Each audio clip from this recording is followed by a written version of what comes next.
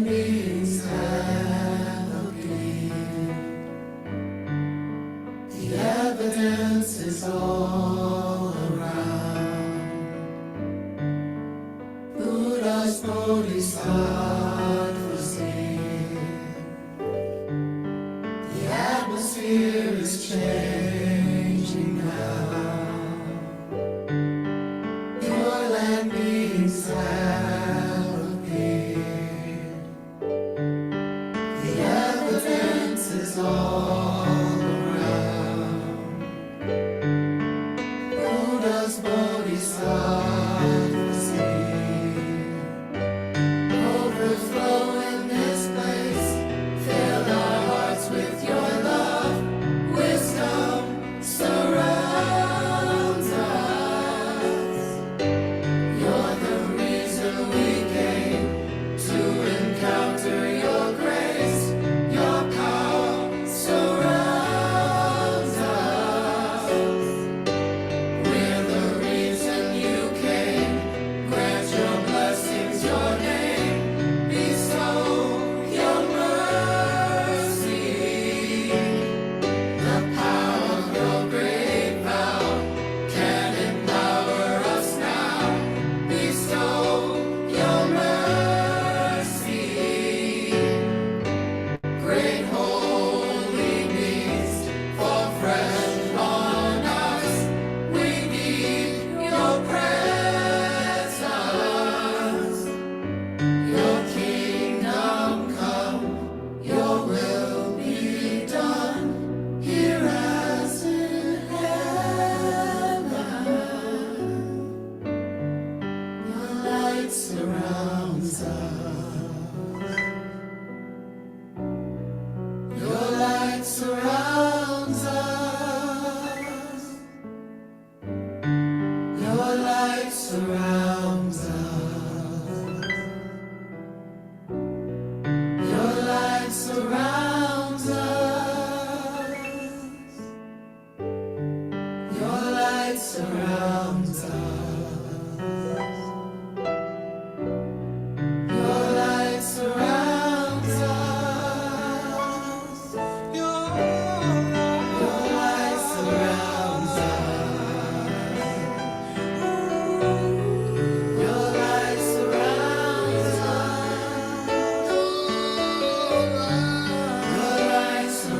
us.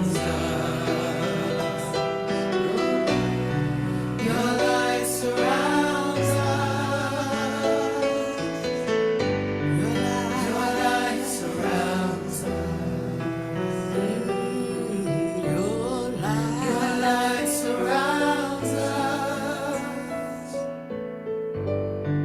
Your light surrounds us.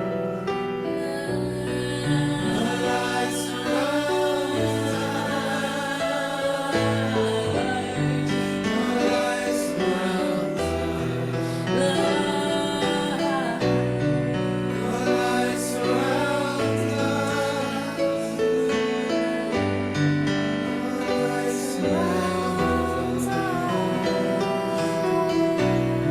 Your light surrounds us.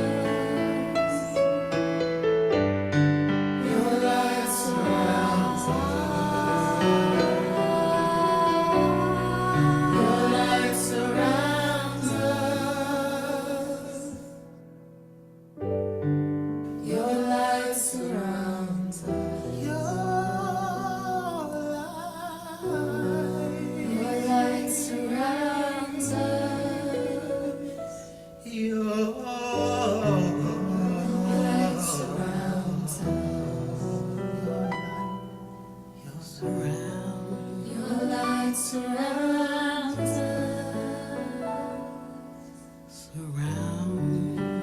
light surrounds us. Your light surrounds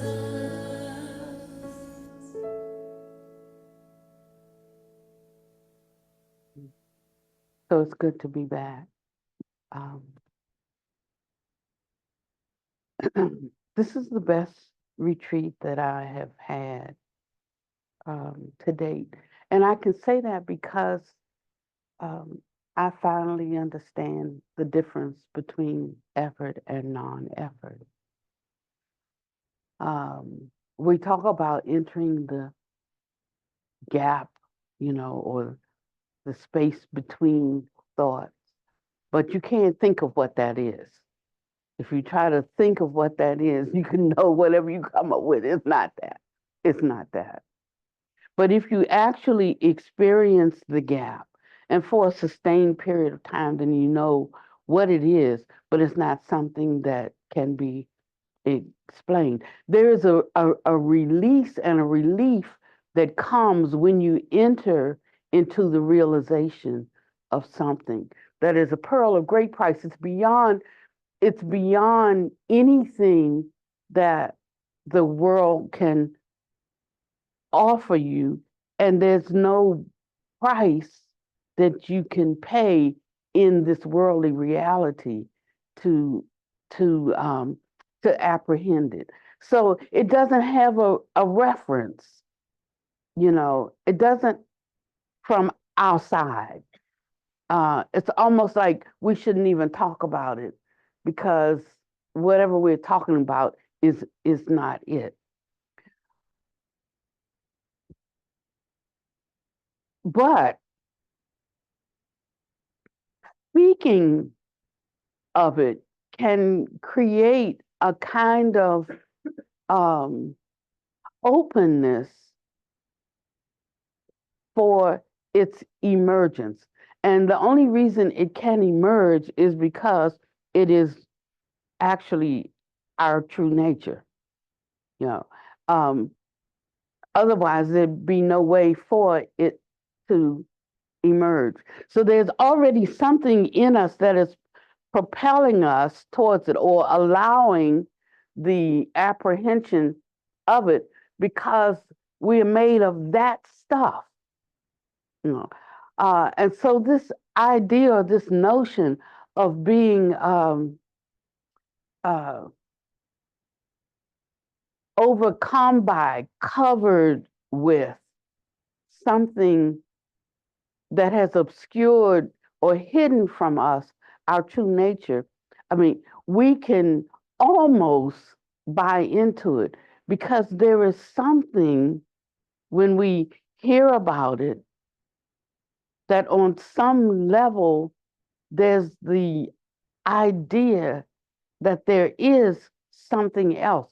And it's what causes my uh, disconcertedness. It's what lets me know that something is missing. It's what makes me yearn for something else. It's what makes me open to listening to something, to trying to figure something out. Um, it's because it's impinging on what's real for us. Even if we haven't realized it, there is something within us that allows us to move towards it to the extent of our discipline or to the extent of our suffering or to the extent of our interest, but it allows us to move towards it because it is our own nature. There is something else. I don't know what it is. You got to lay it out for me right for me to want to pursue it, perhaps, because I have my preferences and I have things I'm open to and things I'm closed to. And if you come at me the right way, maybe I'll, I'll ponder deeply what you say, But that's just all of our mind chatter. What really allows us is that it's like striking a bell and hearing the sound. So when the bell is struck, we hear the sound on some level because it is the sound of our own voice. That's what really allows us. It's not because you're so convincing with your speech, that I accept what you say. It's only that which strikes a chord and I hear it inside that sort of bears witness to the truth of something. And so all of the work that we do is really, it's our own work. So we can't take the credit for anybody's awakening. Oh, it is your own, you know. And if we fail to awaken, then they say we should have a heart of humility and say, I must not have been a very good teacher. That if you are you, and I'm speaking of you, and my speech is not convincing enough to convince you of yourself, then my speech is useless. So we all have this potential then to awaken. Sometimes faster if the teacher is skillful, but not necessarily, because it's not just the one who's transmitting. It depends on the receptivity of the hearer. So he says to the teacher, then you were not a good teacher. But he says to the hearer, you were not a good listener. And so I used to say all the time to Panya Deepa, then I'm gonna have a conversation, maybe, with him about this one day, because I would never do the right things about my health. He always did the right things about his health, you know. And I'd say, don't y'all worry about me. Like if I die, it ain't nobody's fault but mine, because I refuse to do the things that I could do, you know. And so I think about this too. What if I had the idea or the notion that, awakening is so possible for me that if I don't awaken, nobody's fault but mine. The choices that I make on a daily basis, minute by minute, hour by hour.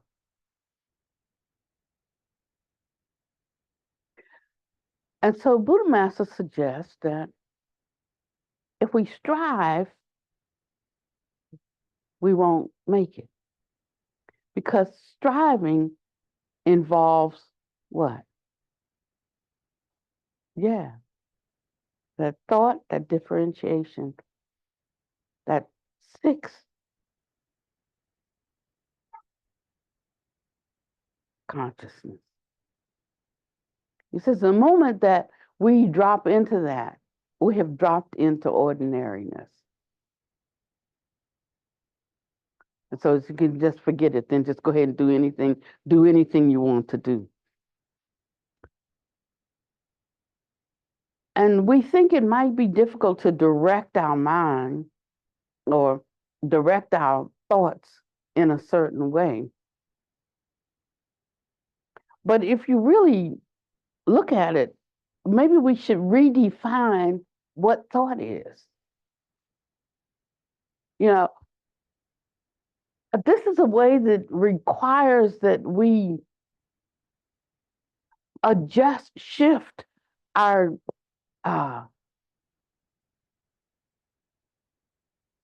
it's like if you think like you've always thought, you'll get what you always gotten.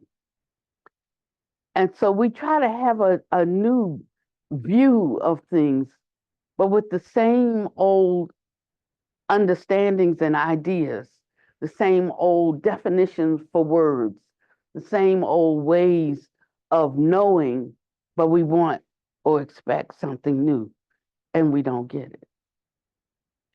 So the greatest challenge is to abandon however we have understood something before to understand something in a different way. And that's what's hard to do, because the way that I think, that's me. That's who I am. And the minute I'm asked to give that up, I feel like I'm giving up me. And so, even though we say we want to do it, we tenaciously cling because that's our identity. Our thoughts, basically, that's our identity. If I give that up, who will I be? How will I know me? And so we say the right things, but we're not like moving towards that.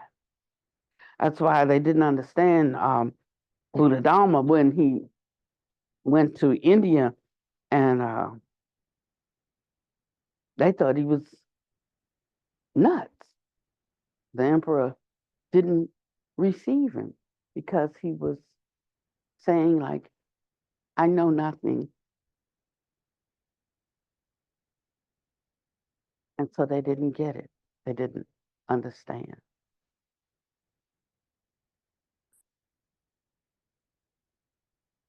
The mind of a Buddha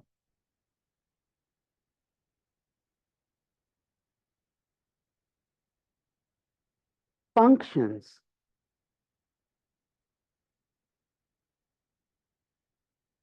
without descending into thought. And that can be difficult for us to understand if we have a definition, we have a worldly definition of thought and what thoughts are. And when we try to apply them, you know, in these super mundane states, then we can't align it because we already have in our mind, and we're limited by language. And so we call this a thought. I'll give you an example. While I was on retreat, before I left, I told you about the plane and how I did that 45-degree thingy, and then flipped and did the 45-degree thingy, and then I heard this music from heaven, and I started singing this music while it seemed like we were like gonna die in a minute on the plane, and it carried me that this was no more than watching a plane crash on TV, in a drama. There was a separation from the reality of it being any kind of impending doom. It's the next scene, but when I was on retreat, that came back to me, and like, oh, I misunderstood. I heard it as music, but that's not necessarily what it was. It's how I heard it filtered in this plane. I just heard it as music. But it could have been the spontaneous action of bodhisattvas writing the plane, and that was the energetic movement. I heard it as a song. Is what I'm saying. I don't know where I'm going exactly with this, but what I know is I'm on the train and it's going somewhere. And you have to have that kind of openness in order to go beyond what you already know.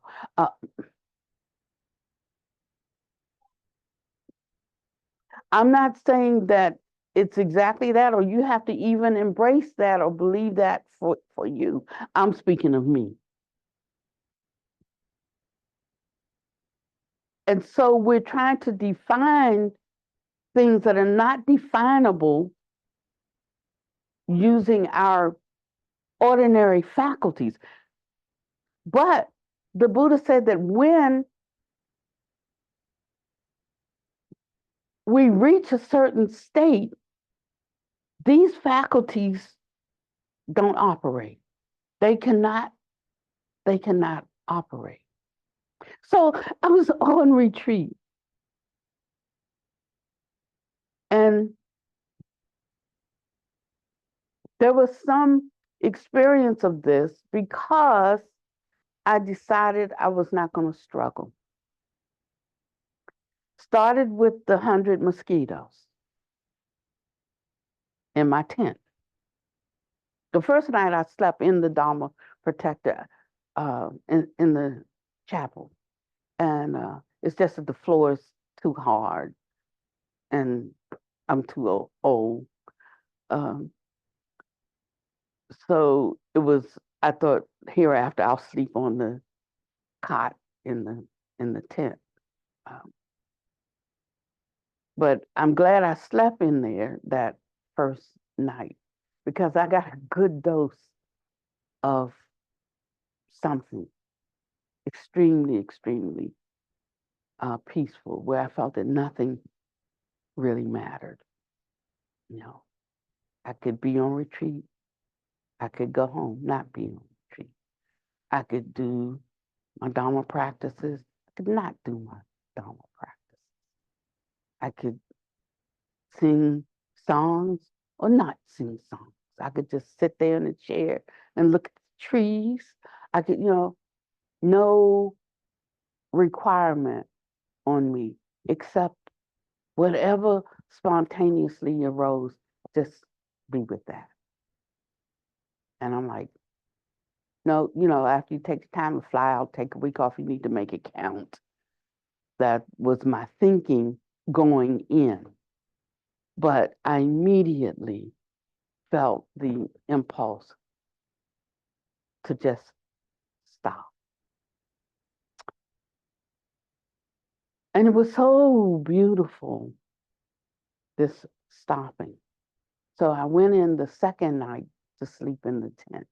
And I laid on the cot. It was like laying on the floor too, but at least I could get up easier to make my mini pit stops during the night. Because I didn't have to come from all the way on the floor. And as I watched, the moon was shining in the top of the tent, and the leaves, this canopy of trees over the tent, and the leaves had filtered down, and they were on the top of the tent. And they just looked like leaves.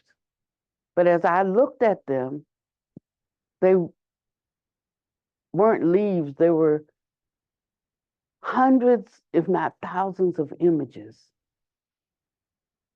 And it was like I had a flash.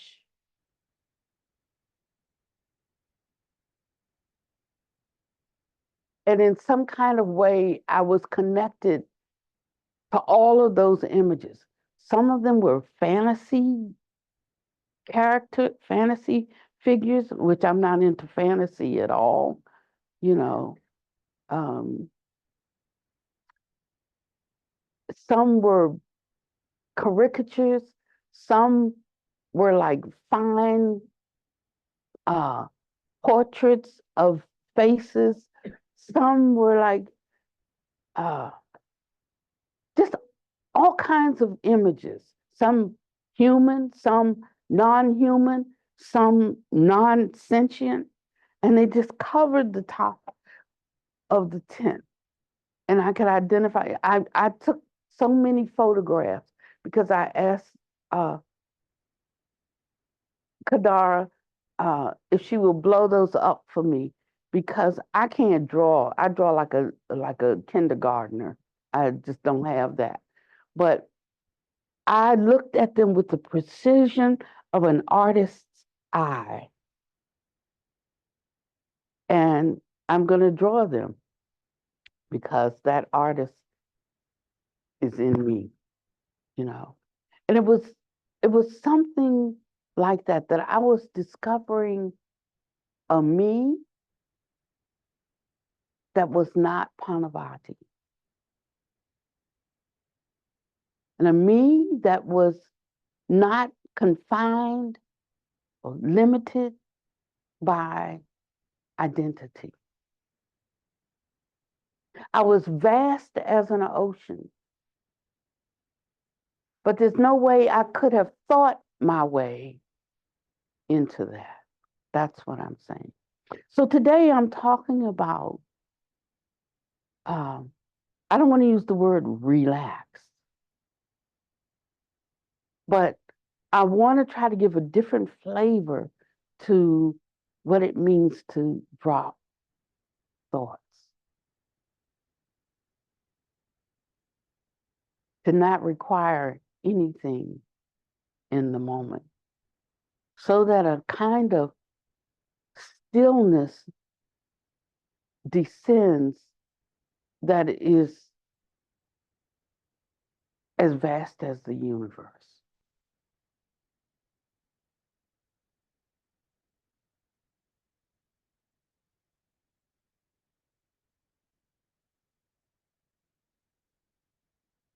I have to admit that the Dharma for me has still been in, I have confined it, maybe not to religiosity, but I've confined it to spirituality.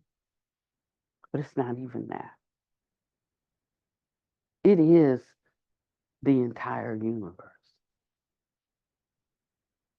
And we can approach it from a spiritual sense, from a scientific sense, from an artistic sense, from any way that you can look at anything. And to me, that's what Buddhism is. It's the totality of everything.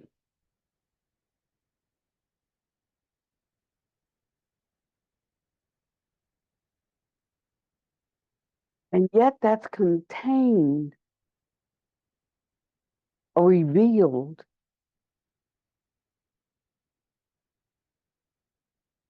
through the shutting down of the sixth consciousness, which produces the false appearances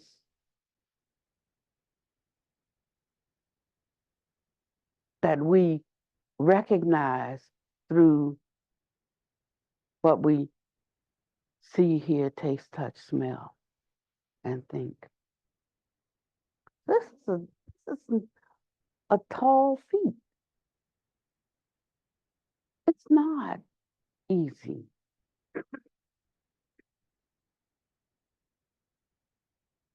It almost becomes ridiculous to talk about it. And that's how I felt on several days when I was there. There's no need of even talking about this.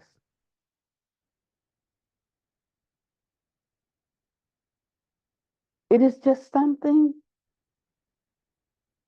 to realize for yourself. And it brings about a peace that shifts you from the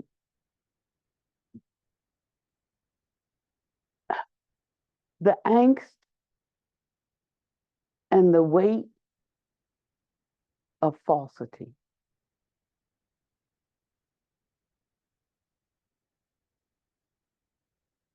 It almost becomes too much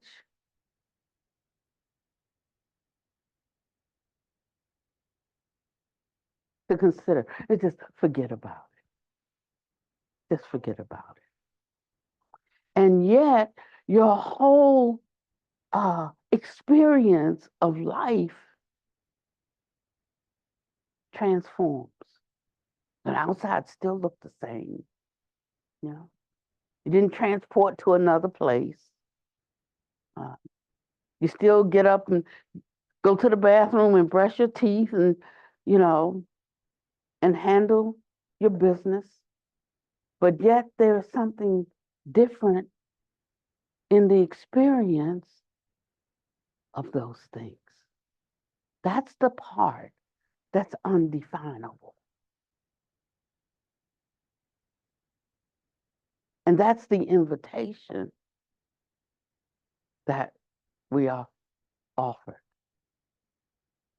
So when we talk about going from this shore to the other shore, we're not going anywhere. But the experience of right here, right now becomes completely different.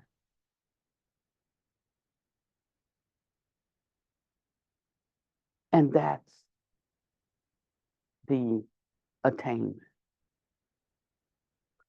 Doesn't mean that things outwardly get better. Matter of fact, they may get harder. But we find out that we have the capacity to handle anything that comes our way simply because of the lessening of our attachment to it. So people can come into your life, they can go out of your life. I heard someone say, I never trust people because they always leave you. And I said, oh, I don't think that's a trust issue. That's just impermanence. If it becomes a trust issue, maybe you're taking it personally, you know. And therefore, you're causing yourself suffering.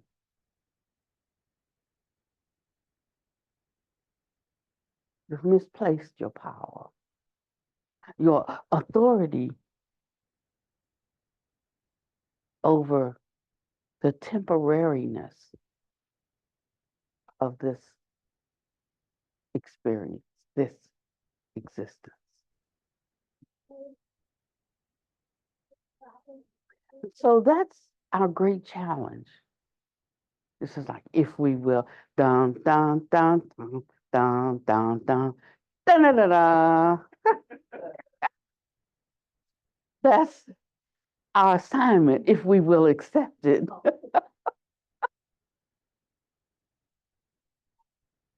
Yeah. And to the extent we accept that assignment, we can enter into this kind of rest that has life and is full of joy and peace. What comes in the course of a day is what comes in the course of a day.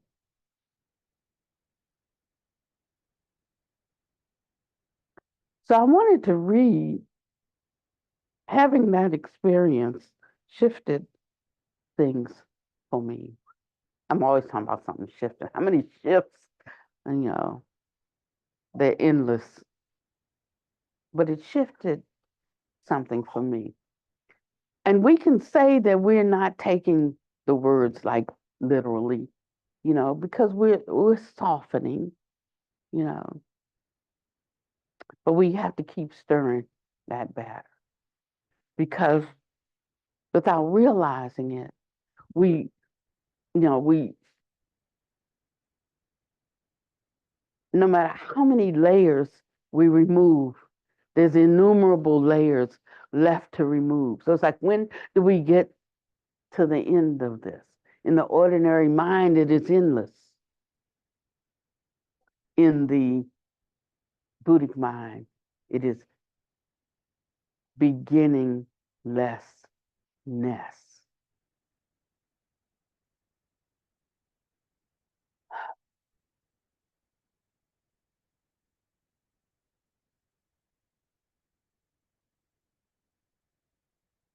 So when he talks about being in that space where there is no birth and no death, it's where we have no finite borders. That's where the place of freedom is.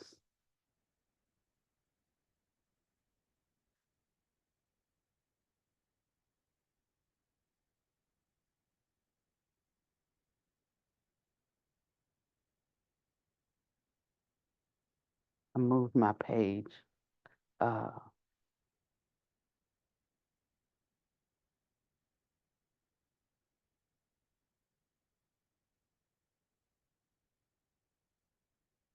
but it really wasn't disturbing. You don't have to, you don't have to go.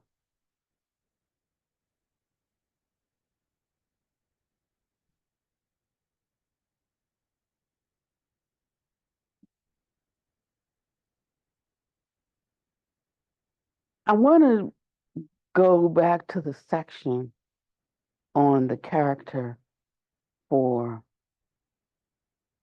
the mind or the heart, um, because I want us to have a differentiation between the sixth consciousness, the seventh consciousness, and the eighth consciousness, because it's all tied up in that little bundle right there.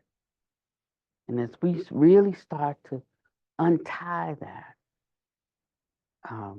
that's where the shift in states can occur.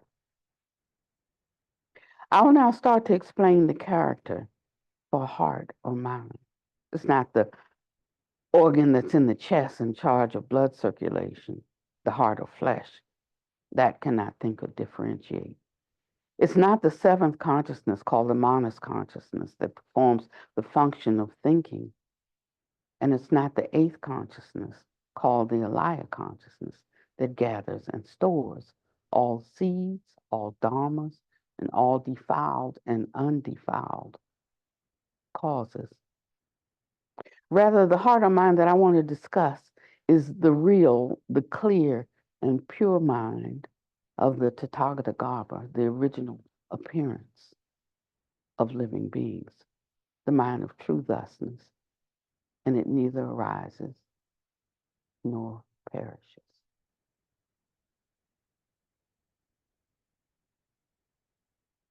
What is it that I want to explain here? When I talk about heart or mind today, when I talk about the character for heart or mind that's part of the last part in the Prajnaparamita heart, I'm not talking about a heart contained in our body. I'm not talking about our mind consciousness as explained earlier. Not the seventh consciousness, the manas, not the eighth consciousness, the alaya. The mind of the Tathagata Garbha, that's also a figure of speech. But it is your original appearance. I've spoken about this matter a number of times. So here I'll use a new method to teach you through analogies, different analogies. Again, this mind is the mind of true thusness, and it neither arises nor ceases. And it's called the marvelous mind of true thusness, or the mind of prajna wisdom. Every living being inherently has this true mind. Such minds are perfect, wondrously pure, and they are boundless. They are complete, they're luminous, and limitless. They are all equal. Each such mind is the same. They are all of the same vastness. In short, all of them are the same. They are the same as those of the Tathagata Buddhas. I'm referring to your original nature. It is no different than that of the Buddhas. The Buddha nature of living beings, which is your Buddha nature too, is also called original appearance or intrinsic nature. This mind is not the heart of flesh, nor is it the cerebral nerves. It's all the more not the mind consciousness, the mind of living beings that differentiates. Shakyamuni Buddha said, living beings on earth are inherently Buddhas. The Buddha said that living beings on earth are intrinsically Buddhas. And this refers to the fact that this mind is no different than that of the Buddhas. Why are living beings Buddhas? You're not Buddhas because you're attached to all of the characteristics of phenomena in the world. You use your six sense bases, your five aggregates attached to forms, taking them to be real, and you regard the false as being true. What does that word real mean? Your five aggregates are attached to forms, taking them to be real.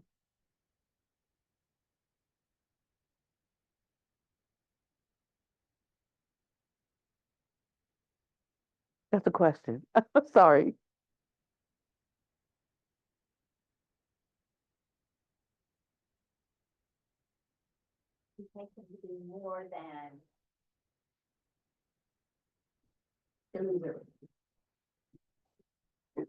Keep going. That's good. Keep going. Yeah, and we have to get really clear about these things, otherwise we stay muddled, you know? hmm that's a good way to that they only exist through the combining of things to create something. That's what makes them temporary, makes them illusory, makes them false, makes them not real. Okay, that it's just the combinations of appearances. Doesn't mean that they're not there. They're there. They're actually there. It's just the only way they're there is through the combining of causes. And that's why we call them not real, because they don't exist independently from their own side. Not anything exists independently from its own side. And you have to really get this. Because if you get it, then your mind will never let you let go of that chair is real. So the word real has a definition in your mind, and I'm asking you to try to shift the definition from Webster's definition to Buddha's definition. And if you're successful at that, then you will be able to see the emptiness behind all fabrications. Without it, you'll never see. It's a lost cause. As long as you hold Webster's definition, if real bothers you, find another word. Rumpelstiltskin. Just come up with a word if that stumbles you. You got to get beyond the stumbling block of language prajna. And you have to be open.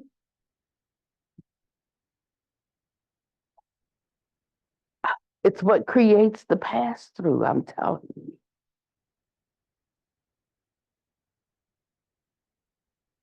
It creates the pass through. But once you pass through, you never see it the same. Once you agree to surrender our limited concept of what something is, and you penetrate that limitation, you can never go back. That bit of avidya has been destroyed, and you know it has been destroyed. And you yourself, even if you can't explain it or show it to someone else, you yourself have found the way of escape. That's why he says, get your own awakening. All of this that we're getting is not for us to be able to do anything but wake up. That's it. Anything that comes is a sidebar. No matter how important we think it is, this is for awakening, this teaching.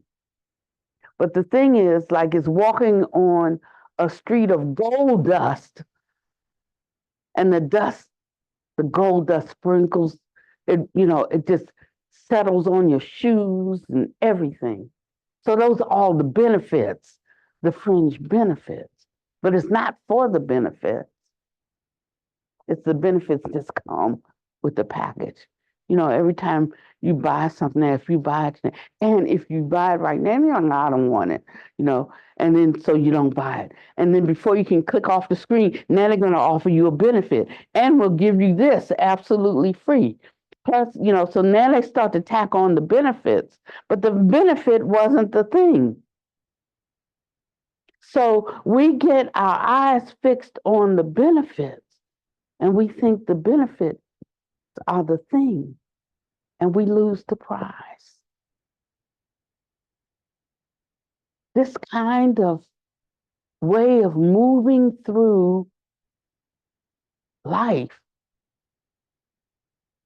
and we can get it on this side that allows us not to be limited to the life we know as experienced just through these 5 aggregates and these 6 sense gates. Think of what it would be like for you to be blind. You have 5 other sense gates. As good as they are, they don't replace sight. Or just think of if you were deaf. I mean, it's a loss to not hear. You could say, well, then, but my eyes started seeing better. Yes, but it's not hearing. Or let's say that you couldn't think. Forget about it. Or you lose your sense of smell or your sense of taste. There is some diminished quality, even though something else may sharpen, there is a diminished quality between the 6 senses. But suppose that there's innumerable numbers of senses. Let's not go to innumerable. Suppose you have 20 senses, but you operating on 6. And as good as those 6 are, could you imagine if you had 6 more in 6 other different areas? How much greater an experience would be? And what he's saying is that we are limitless.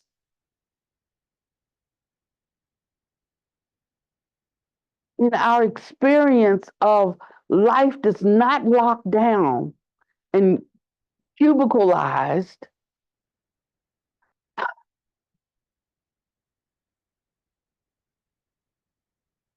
you can just imagine what this could be like. There would not be any room for any kind of sadness or lack or sense of longing. And by just entering into that state, you would inherit the resultant experiences of those faculties that are open to you now. That's why you can't give this to anybody. You can't give anything that you have or that you have realized to anybody. They have to take it up for themselves. You can take it up for yourself.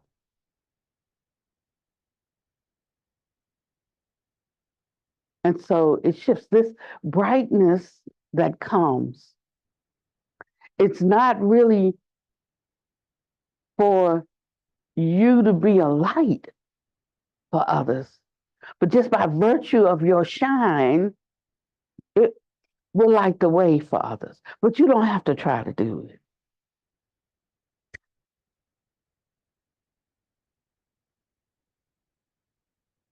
You just become that light, and there is no try, and there is no efforting in this.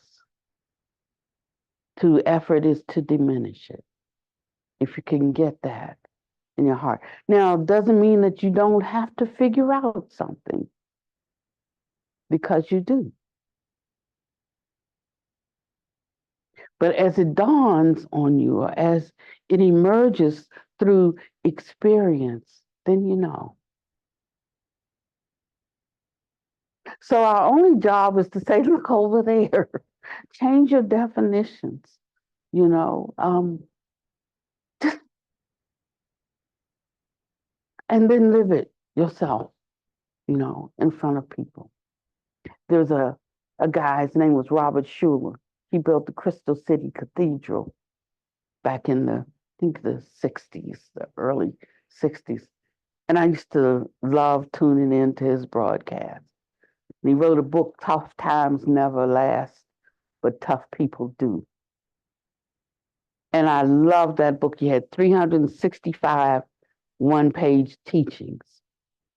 And every day of the year, I would read one. Now, his sons inherited, you know, his ministry, and it went to crap because they just inherited it. But they, you know, didn't have the vision and the realization he had. And that's why the Buddha couldn't leave this to anybody.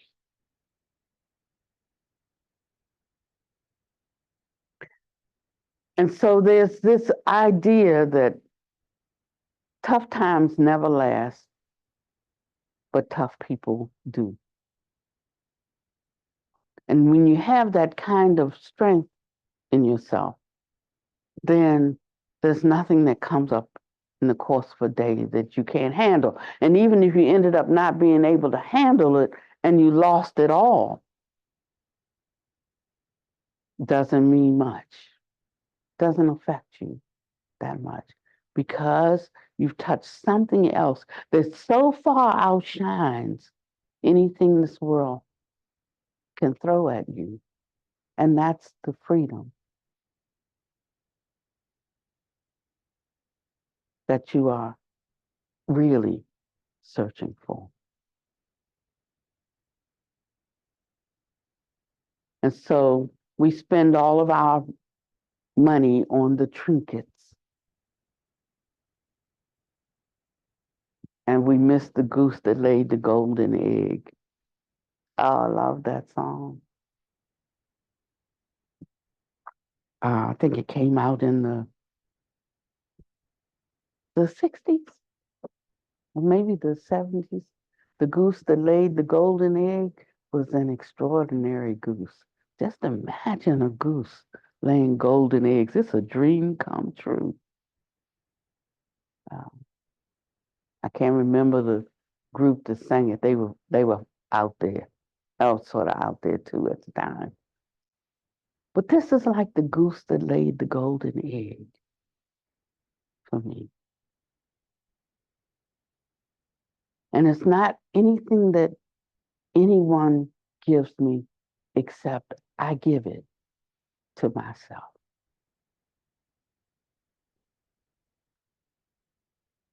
He said, this is the way it is. You're not Buddhas because you are attached to the characteristics of phenomena in the world.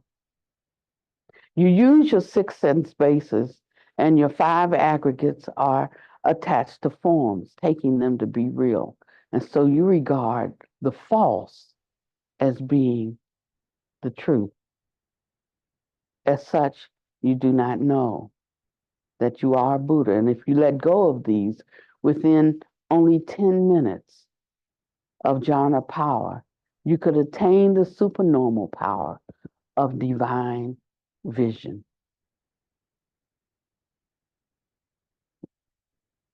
However, you must not talk about your attainment of a supernormal power. If you tell someone about this, it will disappear. It would be terrible for you if someone knew of your supernormal power. That's the way it is. Thus, you must be modest and cautious in your attainments.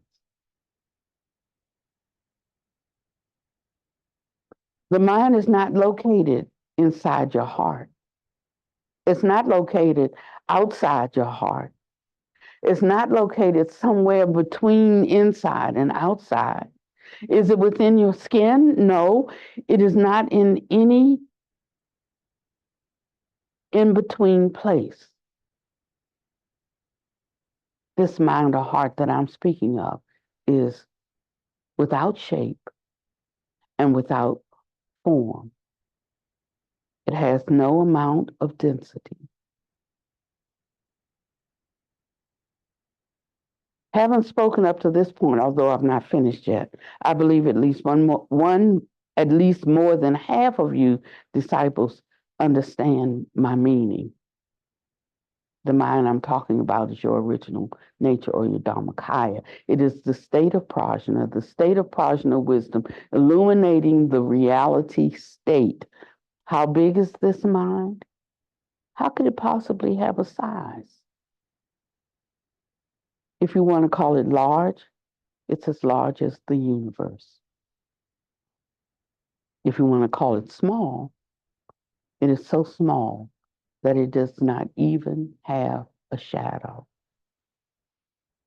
It can be said that you will not hear such teachings in billions of eons.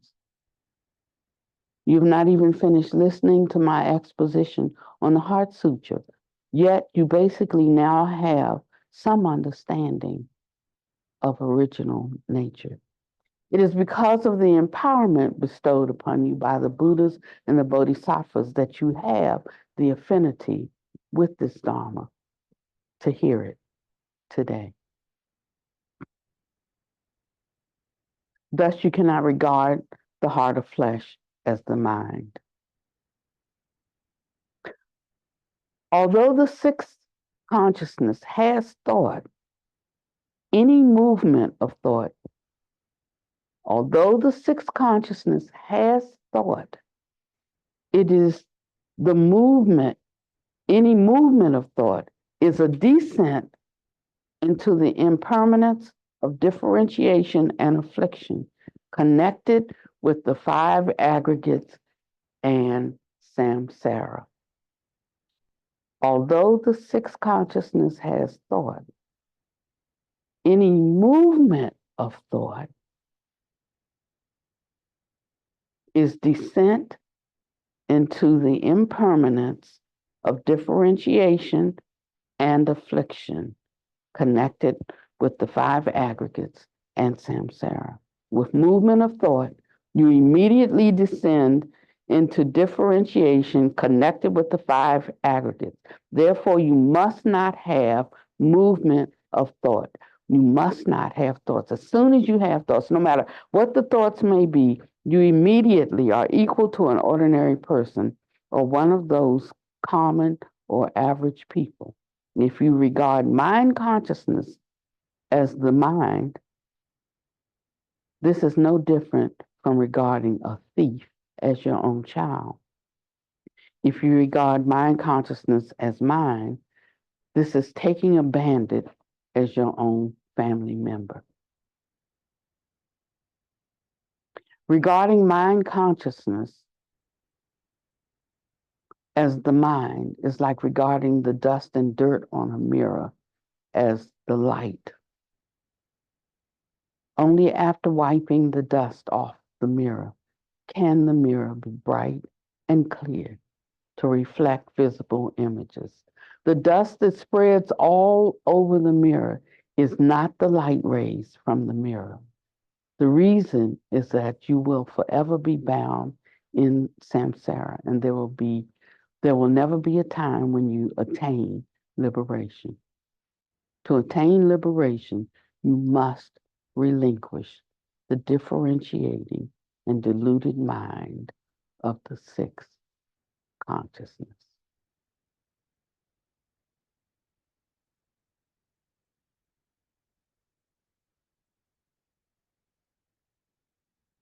If you want to end your cycle of birth and death, and what does that mean? Does that mean annihilation? No. If you want to end your cycle of birth and death, you must let go of the differentiating and deluded mind of the sixth consciousness. No, that's the one that always has the answer. The one that always has the answer. The one that always knows. That's the one that's like, oh, I see what that is. I know what that is. This is what I need. It's that one. It's that one.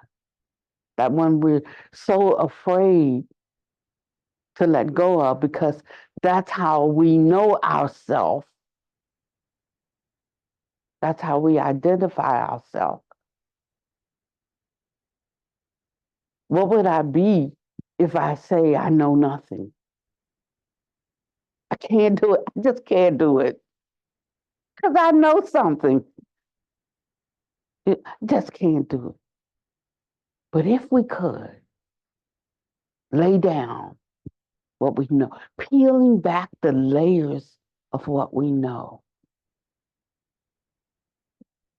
that's where the true knowing reveals itself.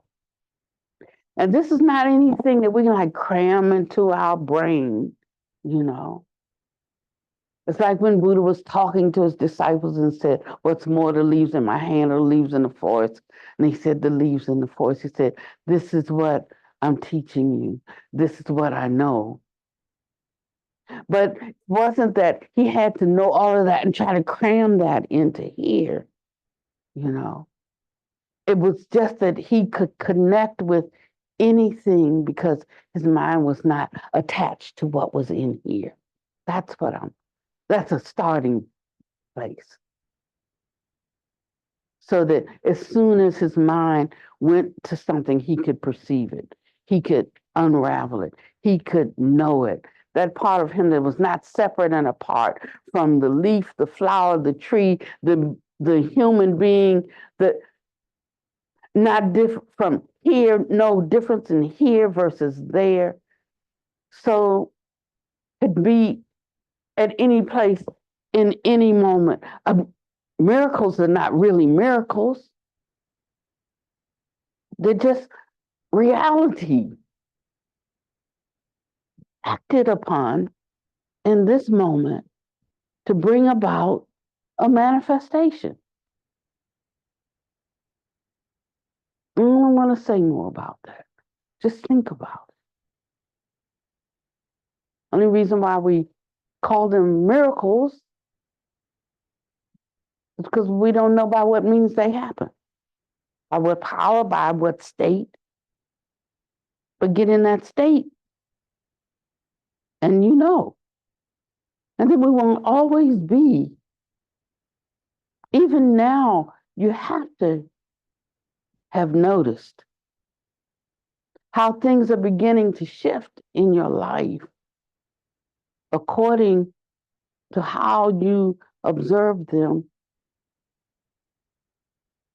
You got to know that. I mean, I even know it about you. I don't even know your personal life. You know, I really don't. It's a strange thing.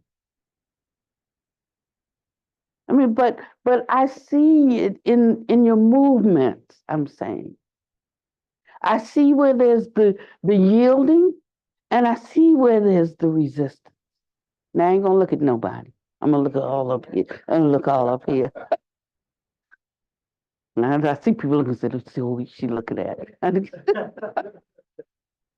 but it's true. As far removed as I am from your secrets, I never have to worry about well, it depends on how ordinary your teacher is. You never have to worry about a good teacher wondering if they can know your secrets because they don't care about your secrets. They really don't. They don't care about your secrets. Moving towards that non-differentiating mind.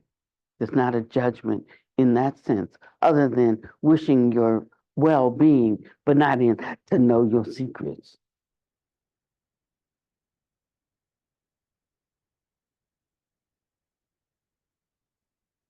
I remember the first time that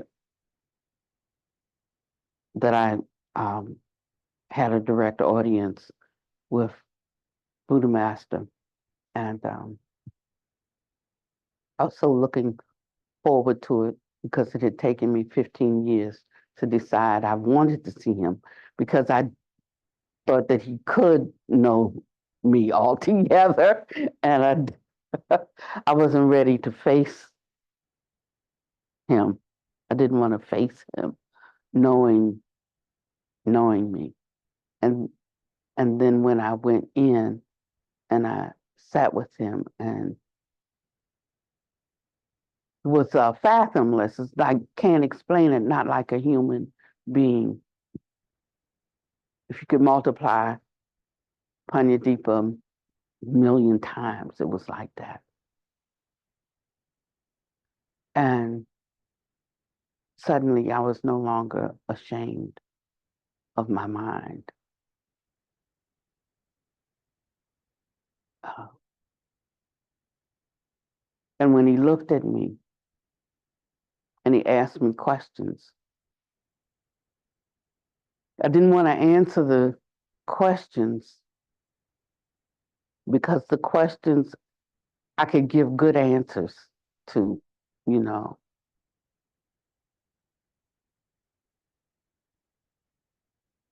And the answers would be true answers, because he was asking me about things I had done and so forth, and that was his way of testing. And to describe things that you've done kind of like makes it like, you build your attributes and who you are, and you're sitting in front of somebody that sees every single thing about you. How can you say anything good about yourself with a clear, you know, it was like impossible task. There was nothing, no iota of goodness to express, because before him there was a mirror, and you saw everything, not just your good stuff. You saw everything. And he was the mirror, and didn't know what to do with that. You know? And then he put me at ease. He said, I never look at people's shortcomings. Uh, and then I could relax and be myself. He said, but they have to look at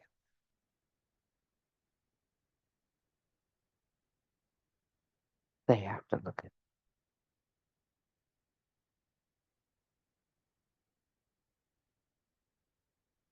I don't know why I told that story, except to say he gave me the courage to look at my shortcomings. We don't want to see them, and we judge them as so bad. And he was saying, look at them. He didn't say judge them. He just said, look at them.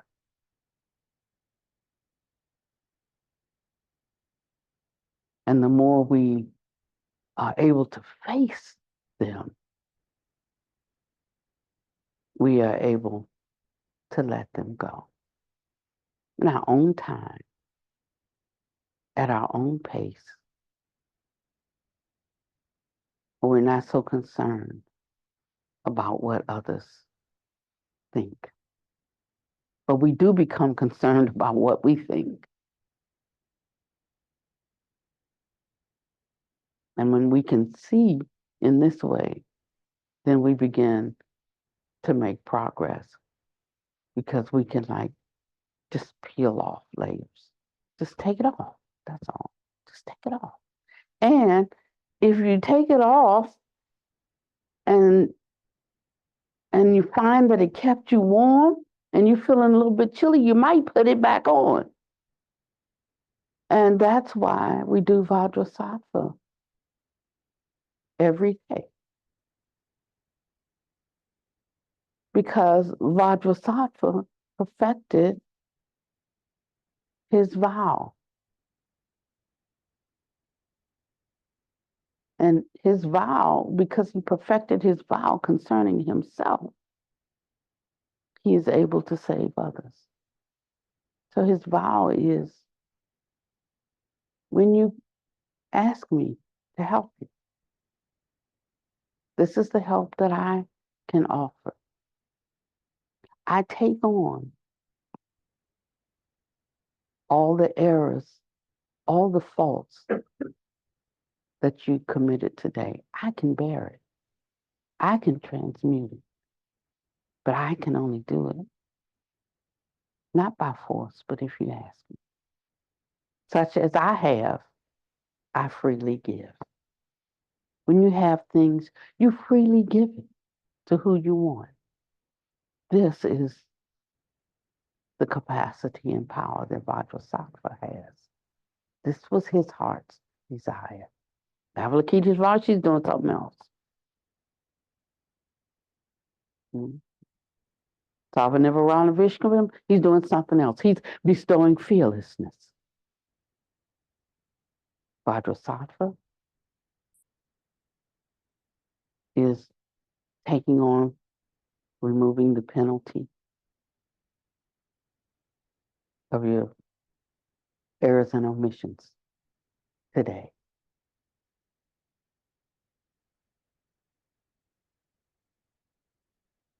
These are the kind of capacities, the skills, the skillfulness that we are cultivating as bodhisattvas, and each one of us has a different interest, not all the same. Some of us are bakers and some of us are candlestick makers. You know, whatever floats your boat. I know what mine is because I was so timid that all my life,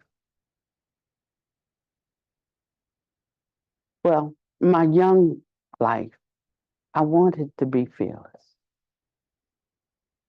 And so I took up the pursuit of fearlessness.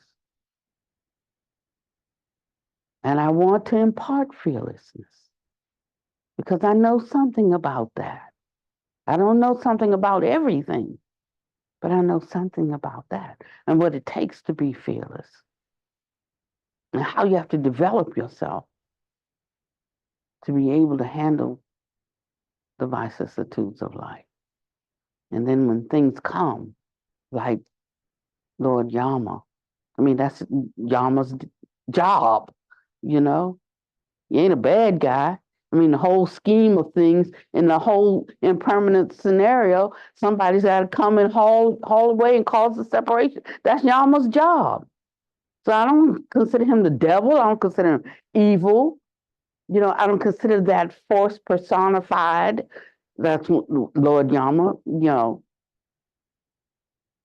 That's just a personification of that stage of the process of samsara. And so this notion of shape-shifting is the last thing I want to talk about a little bit.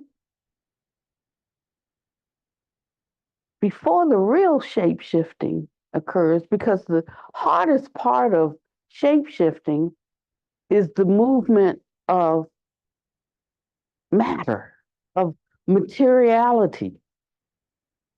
That's the hardest. That's the hardest part. I'm like, one day you'll see it. Yeah, you'll see it. Or sometimes we can tell. You know, some of it is like the reason we're telling. You know, so it'd be hard for me to inspire confidence. And you say confidence about what? I can't tell you. It's a secret.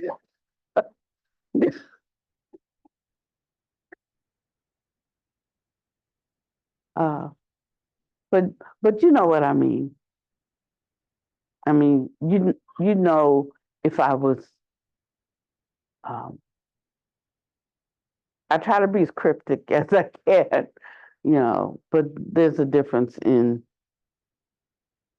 showing out or bragging and really encourage. This is what it says. It's really true. It's true for me. It's true for you.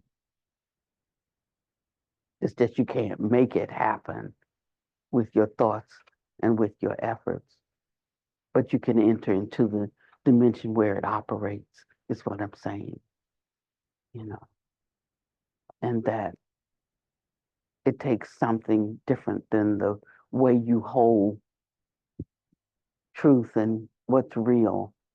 Take something different than what you have. Otherwise, you would enter in it and it would operate. That's all. It's just enter into the state. That's what goes on that plane. That's what goes on in that state. That's all.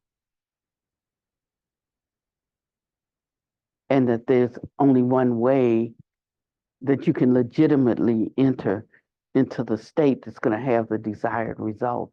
And that's where the perfections come in. That's why we have to develop them, because that's every other way is one comes like a thief and a robber. So it's not just what we have, it's the means by which we get what we have. We all understand that in a conventional sense, but then when it starts coming to spiritual things or supernatural things, we like, I don't understand, but we understand that I could work for money or I could rob a bank and have money. Either way, I have money. One is a legitimate way, and one is going to be a way that harms self and others, so the end doesn't justify the means. Is that the right way to say it? The end doesn't justify the means. And that's where it becomes a little tricky for us, because we have some ideas as we start to penetrate and advance on this path. Our ordinary thinking mind starts to engage, and we start deciding, now that I've got this, I know what to do with it. I know how to use it. And we start mixing the two. But we have to hold steady, because we have to know what its purpose is. Its purpose is for awakening. There is much that will come after that, but the purpose, you cannot lose sight of the purpose. It's for awakening. And awakening is to give or allow. It's almost like an oxymoron. Renunciation from the outside looks like giving up everything. But I tell you, as you move into renunciation, it's the reverse, because you're exchanging the false for the real. And in this we're afraid to talk about renunciation because people want to have more life. That's why they're seeking out answers, or why they're seeking out things, because they want to have more life, not less life. But all of them speak, the sages, the one who loses his life gains it. You have to understand that the language is flipped. It's opposite languaging. So in renouncing the world, we gain everything. So there's really not a giving up. It is just the giving up the false aspects that leave us bound, deluded, contained, and in our suffering. That's why it takes a different languaging or perspective on languaging. to be able to penetrate to the truth. So you think this is a bizarro world. Just think it's upside down. Just think it's inside out. And now we're flipping the skin. And so what we will inherit is life and more abundantly, because our joys are not dependent on the compounded, impermanent things, but something beyond that that encompasses them and allows us to see the vastness that exists behind everything. And that's where the true happiness lies. So little becomes much. We can be happy, even when things don't look great to others. I can truthfully say, I'm done with it. I don't care who becomes the president. He's not living in this world by himself. It's a billion people who need to work on themselves. It ain't just him. We like just throwing it. Oh, it's him, or but it's not that. He's not. It's not that. But whichever way it goes, I can deal with it. It's crazy as all shit, but I can, but I can deal with it. Sorry, you could do. Could you check the time and cut that out for me?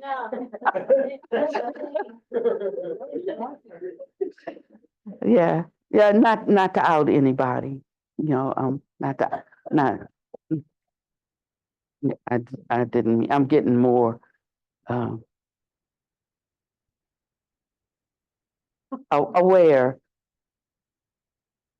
of.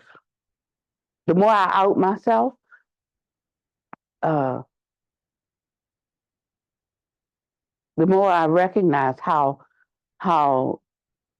wounded people get when they get outed. It's a funny thing because I'm getting freer and freer with each out, but it helps me see that when people are bound, they're bound, and then compassion arises for their boundness, yeah, and it helps you be more generous to them, yeah. You can't just say, don't do this and don't do that. But when you taste your freedom, you also recognize the binding sorrow of others. Yeah. I think I want to stop. Let me finish up the two paragraphs. If you want to end your cycle of birth and death, you must let go of the differentiating and diluted mind of the sixth consciousness. The differentiating mind, the delusive thoughts, and you must rely on contemplative illumination prajna, using the principles of language prajna to generate the utilization of contemplative illumination prajna. So when I was laying on my back, just looking up, just looking, wasn't looking to see anything. I wasn't looking to know anything. I'm just there. I don't have to do anything. You don't have to get up tomorrow and go anywhere. I don't have to, she's not checking to see what I'm studying or what have I realized. No, I'm like, just laying there, just looking up. And I saw things. And there was a mind that had thought on its level of thought, but it wasn't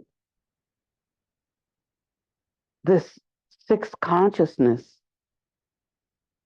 thinking thoughts. That's what I saw the difference between ordinary thought and seeing.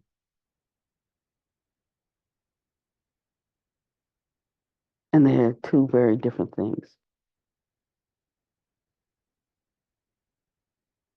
So I just want to encourage you. It's good to hear this. Just hear it. You know, it's good to read it.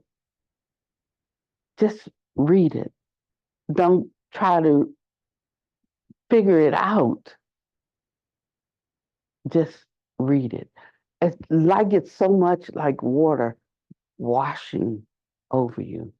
It will wash you clean. It will wash away deluded thoughts. But if we try to mix our mind all in it, then we're going to be like a dog chasing its tail. But just letting true words wash us clean. And that's the way. That's the path of non-doing. But when we do that, nothing will go undone. He said, with the utilization of contemplative illumination, prajna, you will illuminate the emptiness of the mind of delusive thoughts, and you can then achieve the unborn, the imperishable, true mind, and can naturally remove karmic obstacles so that all is perfectly clear. This was when I read it, I understood something. So I have one thought, and Zazi has a different thought about it, because this was the one question that I asked her. And it speaks about naturally removing karmic obstacles such that all is perfectly clear. And only after you illuminate this emptiness can you attain the true mind that did not arise and will not perish. And will not perish. And only then can you remove karmic hindrances to be in perfect clarity. So I asked the question. It seems to say,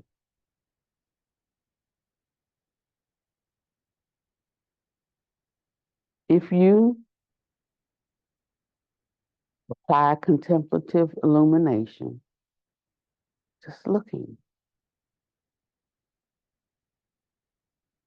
and the kind of pondering of what you see, apart from the thinking, discursive thinking that comes based on what you already know. It says, then you'll illuminate the emptiness of the mind of delusive thoughts, and then you will achieve the unborn, imperishable true mind that can naturally remove or disappear. I like the way we use disappear now. We disappear things. I think it's great. You know, they even use it in news broadcasts and stuff like that. You know, the way they're using words, and I like it a lot. It sounds like things that teenagers would say, but grown-ups are saying it. And it said they disappeared him. You know, yeah, it's good. Imperishable true mind can naturally remove karmic obstacles such that all is perfectly clear. And When this happens, you attain the true mind that did not arise and will not perish. So that says something to me. I'm not saying what it says definitively. I'm just saying my mind is moving towards a concept of how, if we are obscured uh, with avidya, with ignorance, since beginningless time. If we had to pay for every single debt or infraction that we committed, it would be a long time. But if we can see the emptiness behind, not no fake, like I see it, so I'm free, but if we could actually see the emptiness behind even the negative karma, the negative actions that we do, this has me thinking on the line that that's how we naturally remove karmic obstacles. We disappear them through the realization of their emptiness. Now that sounds too good to be true, It's like I buy that one, but I don't mean it in that frivolous kind of way. But I mean that if we could really penetrate to the emptiness behind those temporary compounded occurrences, pass through to the emptiness behind them,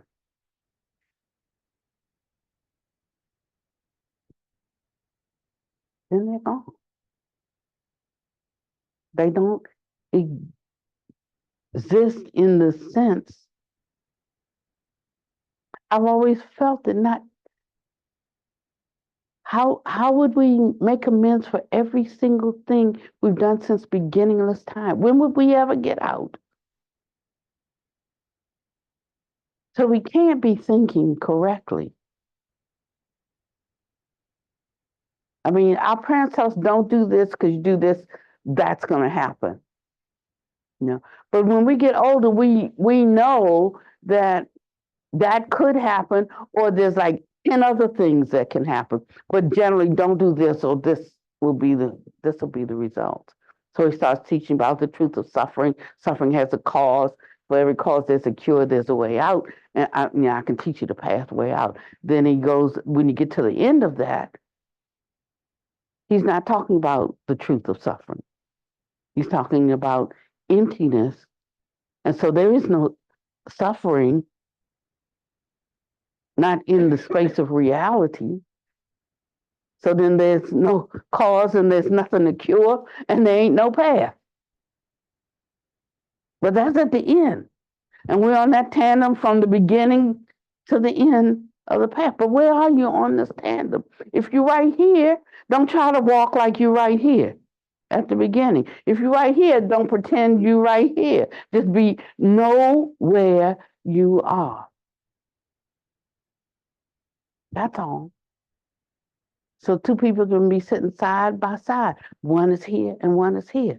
So you can't tell them where they have to be and how they have to understand it. They got to know where they are and understand it, not from your perspective, and you not from their perspective. Oh my goodness. So me and Zazie talked about this, and she says, "Well, it's my understanding that you have to pay a price for every. Maybe the price I paid is to understand the falseness of it. I can really understand the falseness of it. Not to say I do.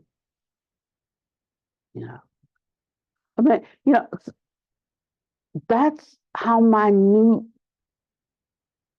the observation gets with this.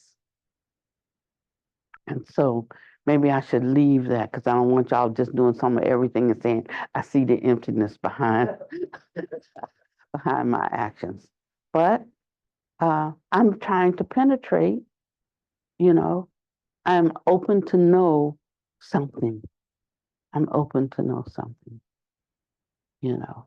Can't just say, we say, our therapists, like, like you have to forgive yourself. You have to forget about it. We say that on our level and we don't forgive nobody for nothing, you know.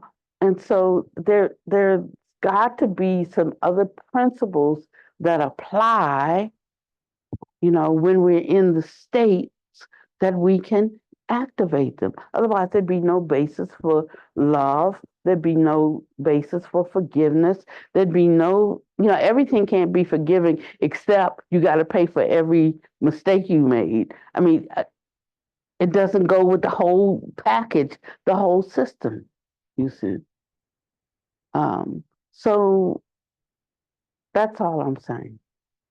I think I'll end there. But when little thoughts come up in your head about things, or when you read a sentence that doesn't make sense, just keep reading the sentence and just asking the question, what does that mean? How do I apply this sentence? Where does it fit? How do I place it in my life? How do I show that I'm good, not because I just acknowledge my bad, but how do I acknowledge a fundamental principle operating in the universe that outputs goodness? And how do I get in the spray of that? And how do I become conformed to that image? And asking ourselves questions like this.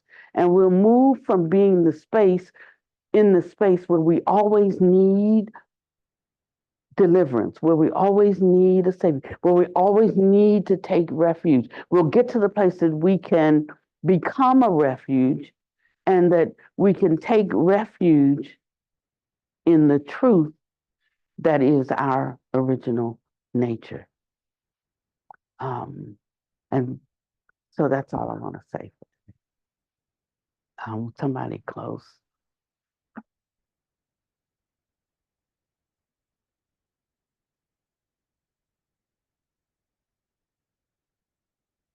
Offer dedication of merit.